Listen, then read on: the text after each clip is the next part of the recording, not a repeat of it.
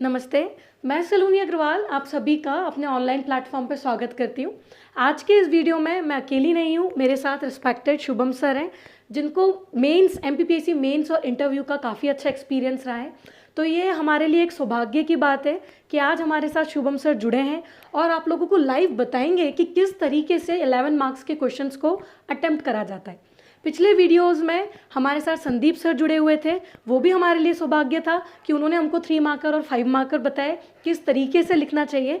तो आज का वीडियो आप लोगों के साथ आगे शुभम सर कंटिन्यू करेंगे। Sir, thank you so much for coming and mic is all yours. Thank you so much ma'am. आज हम लोग डिस्कस करेंगे कि 11 मार्कर को डील किस प्रकार से करना है। हम सभी को पता है कि 200 वर्ड रहेंगे हमारे पास, 200 वर्ड में हमें क्वेश्चन का आंसर देना है और 2 पेज हमारे लिए मिलते हैं, उसमें हमें पूरी बात अपनी करनी है। तो 11 मार्कर में सबसे ज़्यादा इम्पोर्टेंट ये हो जाता है कि आपको क्वेश्चंस की डिमांड को समझना है, क्वेश्चन पूछा क्या जा रहा है, उसके अकॉर्डिंग ही आपको आगे बढ़ना है। तो हम यहाँ पर 3 क्वेश्चंस को डिस्कस करेंगे, तीनों अलग अलग वैरायटीज़ के क्वेश्चन हैं। सबसे पहले जो स्क्रीन पर आपको क्वेश्चन दिख रहा है, इसमें लिखा हुआ है संगठनात्मक एकीकरण क्या है, इसकी क्या आवश्यकता है और सरकार के क्या प्रयास हैं। अब क्वेश्चन आपको जो दिख रहा है ये लगभग 3 पार्ट्स में डिवाइड है, तो आपके लिए तीनों पार्ट्स को बराबर वेटेज देना है। लगभग एक पेज पर आपको 18 लाइन मिली हैं, दोनों 2 पेज मिलेंगे, दोनों पेज पर लगभग आपको 36 लाइनें मिली हैं, जिसमें आपको लगभग 12-13 लाइनों में अपना एक पार्ट कवर करना है। अब चूंकि इसमें लिखा हुआ है संगठनात्मक एकीकरण क्या है, तो सबसे पहले आप इसको बेहतर तरीके से डिफाइन करोगे कि भाई होता क्या है संगठनात्मक एकीकरण, उसके बारे में आपको डेफिनेशन देनी है कंप्लीट।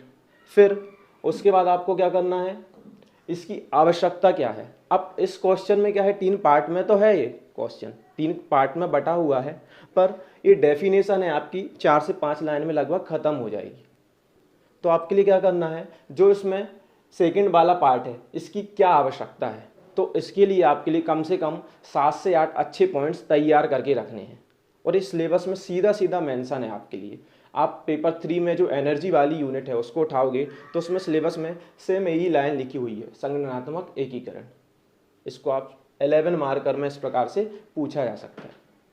अब इसकी क्या आवश्यकता है, इसमें आप 7 से 8 पॉइंट दोगे कि भाई ये जरूरी क्यों है।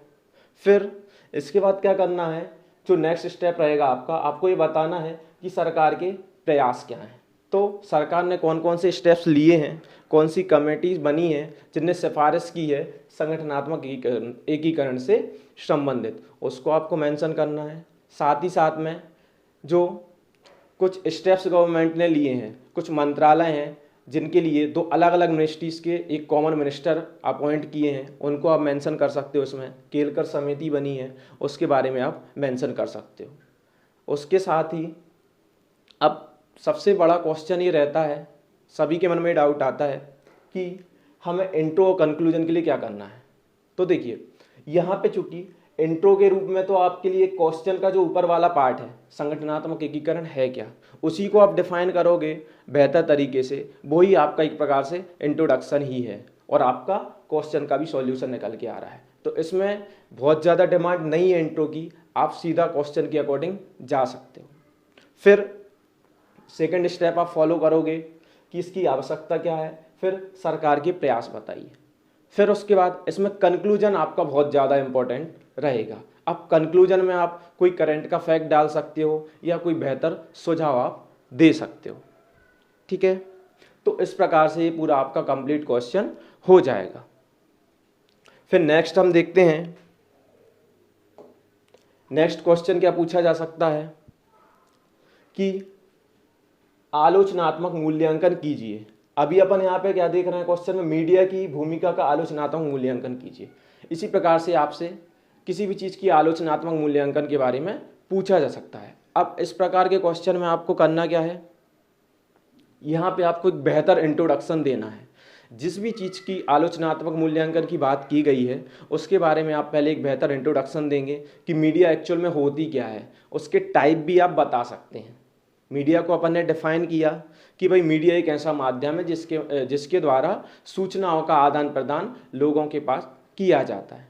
फिर हम उसके टाइप्स को बताएंगे कि भाई प्रिंट मीडिया होता है, सोशल मीडिया होता है, इस टाइप से हम टाइप भी बता सकते हैं इसको लगभग आपको आधे पेज में ख़त्म करना है। फिर जब इसका हम मूल्यांकन करने जाएंगे तो हमें क्या देखना है, हमें इसके सकारात्मक पक्ष को भी रखना है और नकारात्मक पक्ष को भी यहाँ पे मेंशन करना है, क्योंकि हम इसका आलोचनात्मक मूल्यांकन करने जा रहे हैं। तो हम एक अलग से हेडिंग डालेंगे। इसको सबसे पहले तो अपन को डिफाइन करना है कि मीडिया क्या है। मीडिया के प्रकार भी आप बता सकते हो, लगभग 6 से 7 लाइन में आपका कंप्लीट हो जाएगा। फिर एक अलग से आप हेडिंग दोगे प्रभाव के लिए,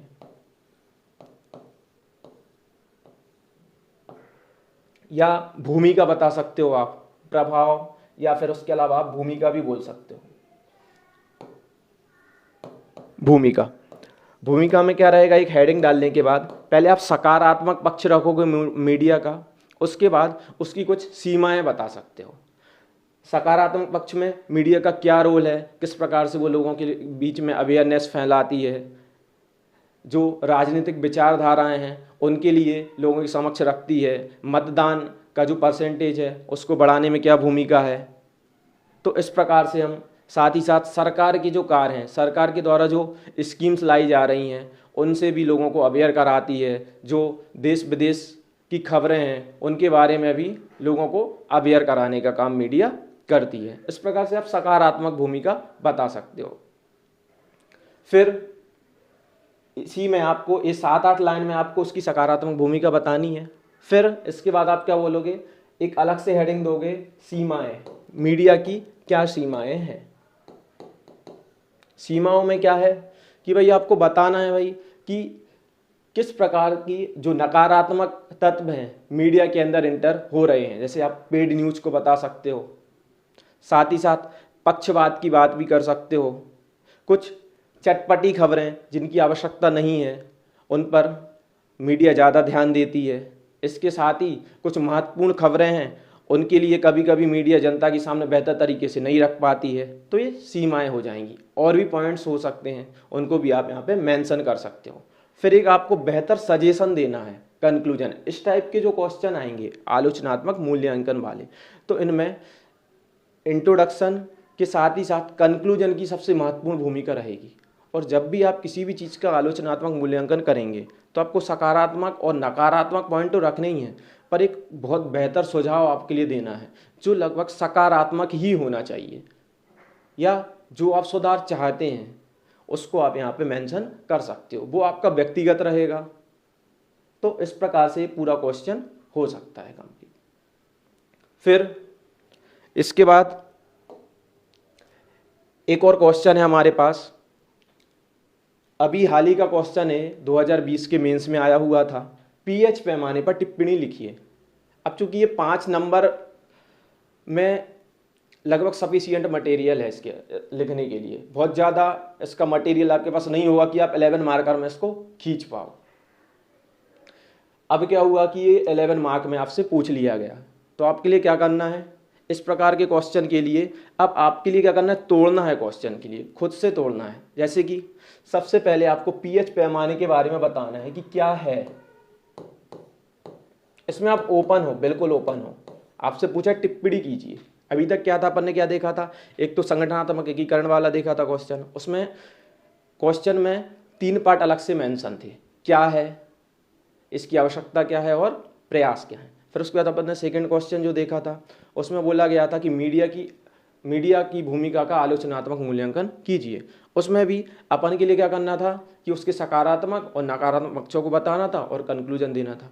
यहाँ पे सीधा टिप्पणी पूछा है आपसे 11 मार्क में, तो आप क्या करेंगे, इसके लिए आपके लिए क्या करना है कि आपको तोड़ना है। पहले इसके लिए तुरंत लिखना स्टार्ट नहीं करना है, पहले थोड़ा सा आप सोचिए कि आपको किस डायरेक्शन में जाना है और कैसे अपन को लगभग 2 पेज तक अपना आंसर ले जाना है, और जितनी भी चीज़ें हैं उनको आपस में यहाँ पे अपन लिंक कर पाएँ, और साथ ही साथ जो भी महत्वपूर्ण पॉइंट है वो भी अपने इसमें आ जाएँ। करना क्या है, सबसे पहले हम कैसे तोड़ेंगे कि क्या है पीएच पैमाना, उसके बारे में बताएंगे। इसकी खोज किसने करी है उसके बारे में बताएंगे। फिर आप स्केल भी बना सकते हो, पीएच स्केल, जिसमें नंबर मेंशन रहते हैं इस प्रकार से 1 से लेके 14 तक, उनके लिए आप बता सकते हो। फिर इसके साथ ही इसका एक मैथमेटिकल फॉर्मूला रहता है लॉग के फॉर्म में, उसको भी आप मेंशन कर सकते हैं। फिर इसके बाद क्या करना है आपके लिए कि आपको एक नेक्स्ट स्टेप लेना है, ये आपका बेसिक चीज़ हो गई पीएच पैमाने से रिलेटेड। फिर आपके लिए क्या बताना है कि हम ये वास्तविकता में करता क्या है, इसका रोल क्या है, एक अलग से हेडिंग देंगे इसकी आवश्यकता। तो अपन क्या बताएंगे इसमें हम बताएंगे कि पीएच पैमाना है यह किसी भी विलयन की अम्लीयता या क्षारीयता को बताने के लिए इसका उपयोग किया जाता है। इस प्रकार से हमने बता दिया। फिर हम क्या बताएंगे एक नेक्स्ट हेडिंग देके कि किस प्रकार से अम्लीयता और क्षारीयता का निर्धारण करता है। फिर हम क्या करेंगे, एक हेडिंग देने के बाद उसमें बताएंगे कि यदि 7 से ज़्यादा वैल्यू है तो वो विलयन क्षारीय है, यदि 7 है वैल्यू पीएच वैल्यू यदि 7 है किसी विलयन की तो वह उदासीन विलयन कहलाएगा, और यदि उसकी पीएच वैल्यू 7 से कम है तो वह अम्लीय विलयन कहलाएगा।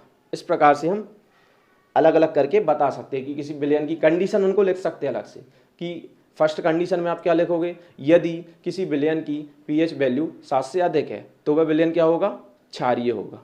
यदि किसी विलयन की पीएच वैल्यू 7 है तो वह उदासीन होगा। यदि किसी विलयन की पीएच वैल्यू 7 से कम है तो वह अम्लीय होगा। इस प्रकार से आपने कंडीशन सारी बता दी।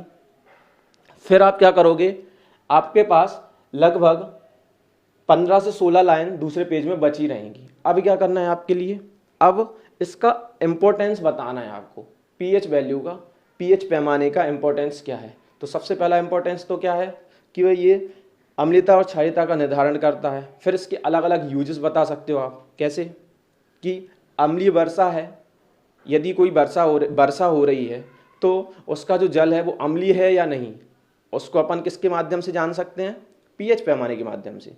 उस जो वर्षा का पानी है उसका हम पीएच वैल्यू निकालेंगे और फिर ये निर्धारित कर लेंगे कि ये अम्लीय वर्षा है कि नहीं है।